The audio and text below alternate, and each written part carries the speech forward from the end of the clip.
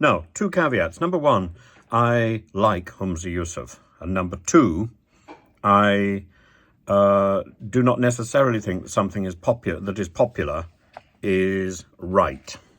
However, in this case, I think both Humza is wrong and the thing which is popular probably is right. So Humza has come out, I think yesterday, saying that the Gender Recognition Reform Bill, which is what Nicola Sturgeon was trying to put through, and probably, frankly, when history is written, it will be the thing which will be identified as the reason for her resignation. It is the thing that brought her down. It's the thing, probably, that will be seen to have been responsible for the collapse in membership, that has seen a huge loss in the standing of the SNP in opinion polls, and a huge loss of credibility. But Humza has said that the gender bill has boosted SNP support. This is a sort of madness. Other people have already identified this, and I'm literally just coattailing there and saying, I don't know quite what Humza is playing at. I'm not in Scotland, so in a way it doesn't affect me.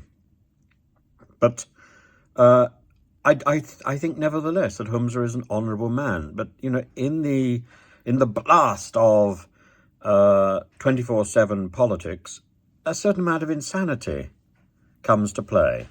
He says, I suspect that we have gathered a lot of support because of the stance we have taken on equality, and younger members have told me this. This is living in some sort of cloud cuckoo land. The majority of Scottish voters are there with the majority of English voters in opposing the gender recognition reforms. Now, of course, there is a majority of people polled who want to make changes, who want to improve the current UK process of obtaining a gender recognition certificate.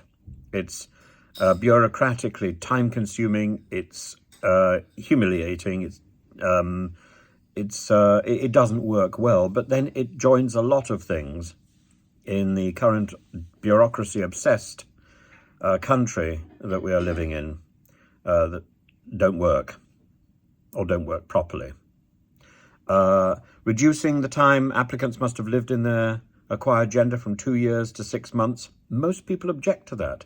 Removing the requirement for a doctor's diagnosis of gender dysphoria. Most people object to that. Reducing the minimum age a person can apply for gender recognition certificate from 18 to 16. Most people reject that.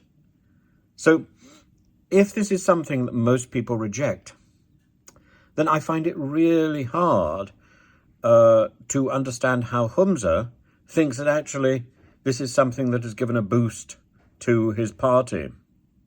He's losing significant key players in the party. And as I say, I think history will identify this particular bill as being the one that has crushed the spirit out of the party. Does this mean independence is no longer on the horizon? Actually, I think independence is very much on the horizon. But it is something that a positive Westminster government should be able to deal with. And I think it's in the interest both of Scotland and of England to remain together, and of Northern Ireland. In fact, I would like to see a federation of England and the island of Ireland. But whether or not that is ever possible, who knows?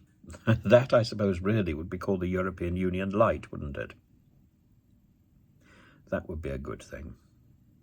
But, you know, I don't think the present government is interested in positivity. I think the present government is interested in chipping away at what other people have already achieved.